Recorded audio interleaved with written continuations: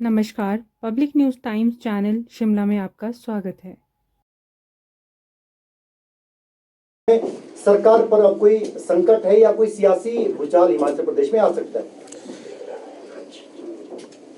हिमाचल प्रदेश में कांग्रेस की सरकार ने आदरणीय श्री सुखविंदर सिंह सुक्खू जी ने पहले ही दिन से बहुत बड़ी गलती की थी कि अपनी सरकार के अंदर चीफ पार्लियामेंट्री सेक्रेटरी बनाए गए, जो कि सरासर गलत थे।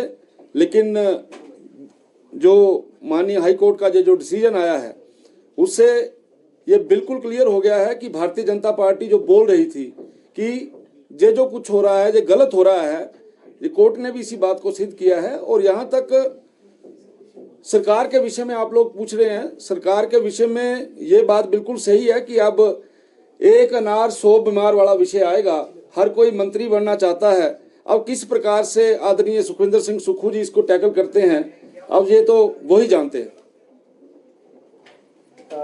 सर, सुप्रीम कोर्ट जा रही है सरकार इसी निर्णय को लेकर, कह रही है कि बीजेपी ने भी सीपीएस लगाए थे, अब बीजेपी इन पदों को असंवैधानिक बता रहे हैं। यहाँ तक कि सरकार गिराने के भी आरोप लगे कि लगातार सरकार गिराने की कोशिशें हो रही है। कोर्ट में जाने का अधिकार है उनका, लेकिन मैं तो ये चाहूंगा कि माननीय मुख्यमंत्री जी इस बात का हिसाब दें कि चीफ पार्लियामेंट्री सेक्रेटरी को बचाने के लिए पिछले 2 वर्षों में कितना खर्च हुआ है, कितना पैसा वहां पे लगा है, और उसके अलावा चीफ पार्लियामेंट्री सेक्रेटरी बनाने के ऊपर जो उनके ऊपर जो खर्चा हुआ है उसका ब्यौरा भी इनको आम जनता के बीच में देना चाहिए। और जो आप सुप्रीम कोर्ट जाने की बात कह रहे हैं, उल्टे मुंह गिरेगी सरकार दोबारा से और सुप्रीम कोर्ट में भी उनको हार मिलेगी।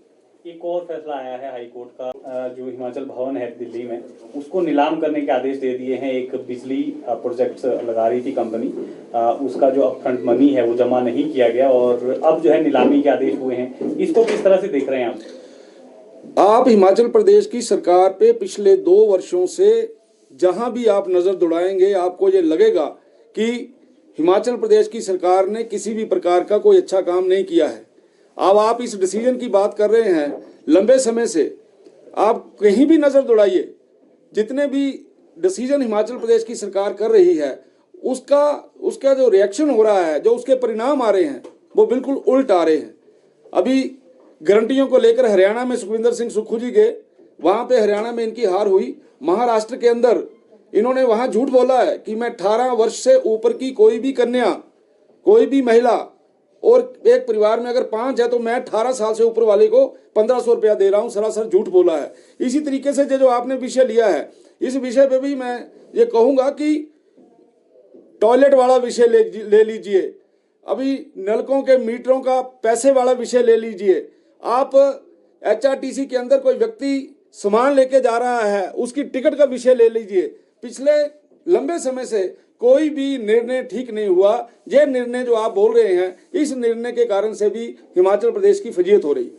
कह रहे हैं कि आप फजीयत करवा रहे हैं देश भर में, बीजेपी बदनाम कर नहीं, देश भर में अगर आप समोसा ना मिलने के ऊपर इन्वेस्टिगेशन करेंगे, सीआईडी बिठाएंगे, तो हर कोई आपका मजाक करेगा ही।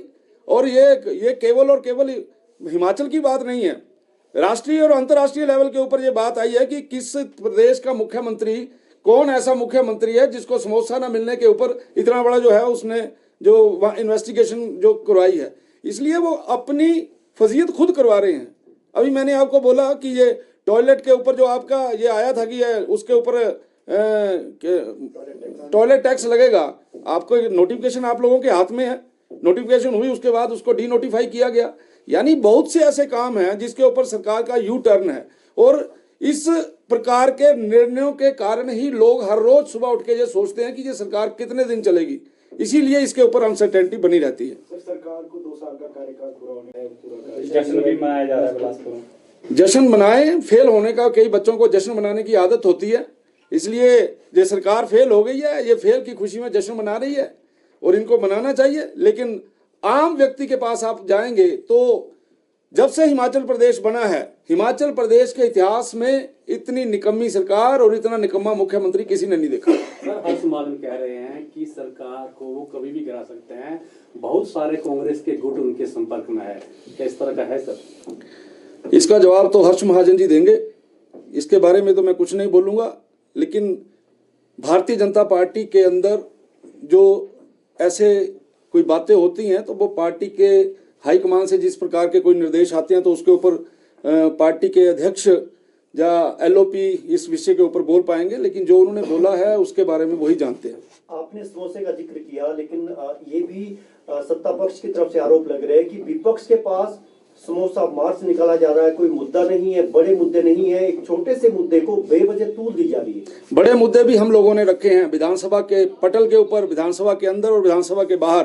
कौन सा ऐसा मुद्दा है जिसके ऊपर भारतीय जनता पार्टी ने आज तक डिस्कशन नहीं की है? अभी पिछली बार कुछ दिन पहले ही हम तो जो बड़े मुद्दों की बात करते हैं उसका जवाब नहीं आता। मैंने कहा था कि भाई जो सोलर प्लांट हिमाचल प्रदेश के अंदर लग रहा है उसके ऊपर 220 करोड़ रुपए खर्च हो रहा है। सेम सोलर प्लांट आपका गुजरात के अंदर लग रहा है, उसके ऊपर 144 करोड़ लग रहा है। दोनों की स्पेसिफिकेशन सेम है, उसके बावजूद ये इतने करोड़ रुपए का घोटाला हुआ है। सरकार का आज तक कोई जवाब नहीं आया।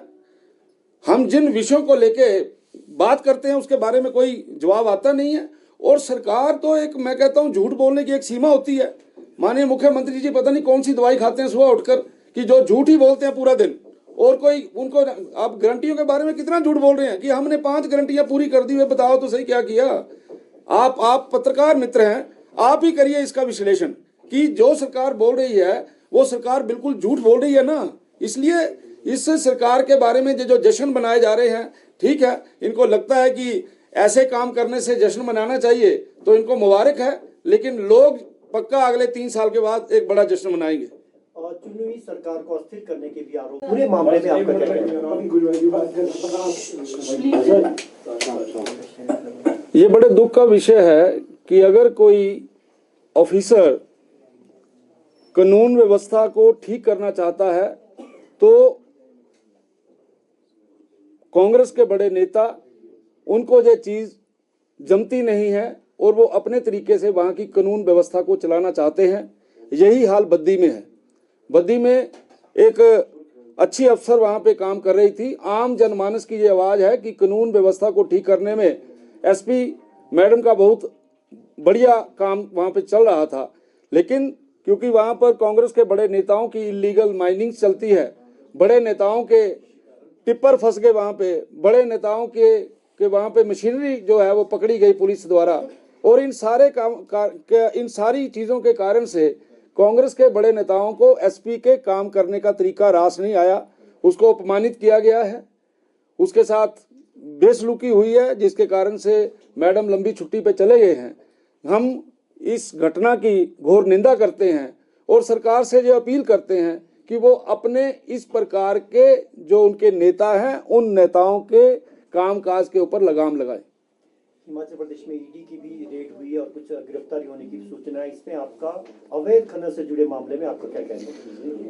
निश्चित तौर से कुछ समय पहले इसका इन्वेस्टिगेशन हुआ था और उस इन्वेस्टिगेशन के बाद अब मुझे ऐसा लगता है कि जो लोग पकड़े गए हैं उनके ऊपर निश्चित तौर से जो इंक्वायरी हुई है उसमें वो दोषी पाए गए होंगे। और मैं तो ये कहता हूं, जो भी व्यक्ति चाहे जितना मर्जी बड़ा हो, जितने मर्जी बड़े नेता के साथ उसके संबंध हो, जो अच्छा काम नहीं करेगा उसको अंदर होना ही पड़ेगा। और ये हिमाचल प्रदेश के अंदर शुरुआती दौर है। इसी प्रकार के और मामले भी ईडी के सामने आए हैं। मुझे लगता है उनके ऊपर भी आने वाले दिनों में एक्शन होगा। इंडस्ट्रीज का मामला लगा है और हालांकि हाई कोर्ट से एक राहत मिली है इंडस्ट्री को। कुछ एक इंडस्ट्री जो गए थे, बिजली की सब्सिडी बहाल करने को कहा है हाई कोर्ट ने, जो 1 करोड़ रुपए की गलती थी। किस तरह से देख रहे हैं, क्या थोड़ा पटरी पे लौटा है या अभी भी लग रहा है कि पलायन हो ही रहा है? ये तो केवल कोर्ट का डिसीजन है, उसकी कोई नोटिफिकेशन इस सरकार ने नहीं की है।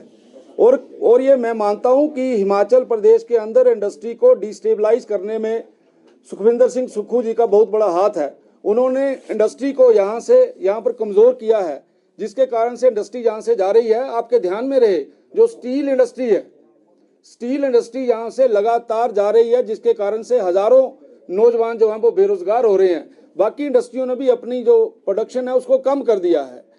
इस प्रकार का हिमाचल का माहौल होने के बाद हिमाचल प्रदेश के इंडस्ट्री मिनिस्टर और उनके साथ कुछ एमएलए फॉरेन दौरे पे गए हुए हैं, विदेश के दौरे पे गए हुए हैं कि इन्वेस्टर्स को ढूंढना है।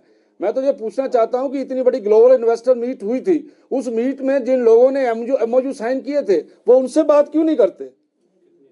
इसलिए ये सरकार पहले एक बार दबई गई है, आजकल कहीं दूसरे देश में गई है, तो इसलिए मुझे लगता है इन दौरों का आके आम जनता को हिसाब किताब देना चाहिए कि कितनी इन्वेस्टमेंट जो है वो हिमाचल प्रदेश के अंदर आई। धन्यवाद।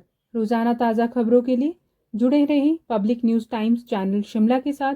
सभी सोशल मीडिया प्लेटफॉर्म पर हमारे चैनल को लाइक, शेयर और सब्सक्राइब करें।